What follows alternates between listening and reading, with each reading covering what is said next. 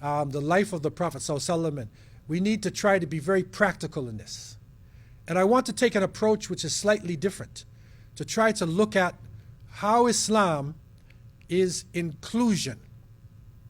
And the Prophet ﷺ, in his form of Islam, actually saw human beings as part of one family, and he also saw the prophets as one brotherhood. And so he related to the prophets and messengers who came, who were clearly mentioned to him in the Quran. There are 25. But Allah subhanahu wa ta'ala told us in Surah An-Nahl, verse 36, وَلَقَدْ بَعَثْنَا فِي كُلِّ أُمَّةٍ رَسُولًا أَنْ يَعْبُدُوا اللَّهَ وَاجْتَنِبُوا الطَّاغُوتَ. And verily we have sent to every nation a messenger, that they worship the Creator, worship Allah, and stay away from Taghut. And the Taghut is the one who wants to be worshipped in the place of Allah. So it was very clear, and we saw it, how it is set up. Right? Those who worship the Creator and those who would worship other beings or other parts of the creation itself. And the Prophet ﷺ on one occasion spoke to his companions, and he said, the prophets are like a beautiful building. And the people came by and they looked at the building and it was so beautiful, but there was something wrong with the building.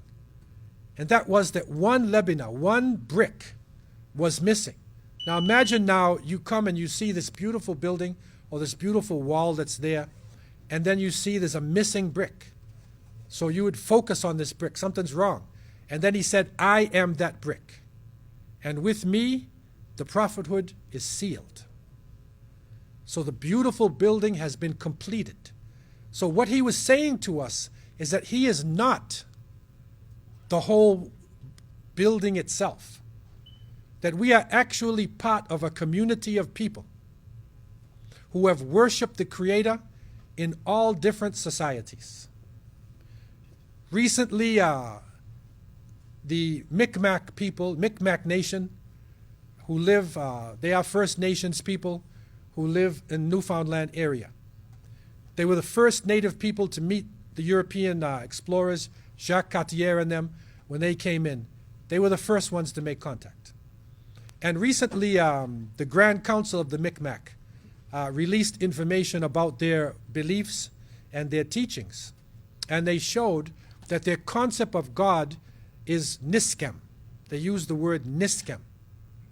And when they describe Niskem, it is as though they are saying the beautiful Asma al-Husna, the beautiful names of Allah subhanahu wa ta'ala. You see the same concepts that are reflected. So somebody at some point came to this nation and taught them the belief in one God. And that is in line with the text in Surah An-Nahl that is saying, Kulli ummah, every nation has got a messenger at some point in time. There is monotheism. So we are part of this manifestation, this nation of oneness, oneness of the Creator. We see humanity as one. So we're not different beings. We're all human beings, brothers and sisters. Different nations, different colors, different languages, to know one another. But we're all part of the same family. You see, so oneness, right? So Islam is supposed to bring oneness. It's not supposed to be separating us from people, but it should be bringing us together with people. And if there are differences in the people, then the difference is in their beliefs, but it's not the person themselves. You see, some people even start to look at races of people and think that this is a Christian race, this is a Muslim race, this is a Hindu race. It's the human race. It is Banu Adam. And anybody can enter into Islam. And so that is the concept that he brought. And the people of the book, Ahlul Kitab, the ones who received the message before, who had a specific message, was another relationship. So that's a closer relationship now.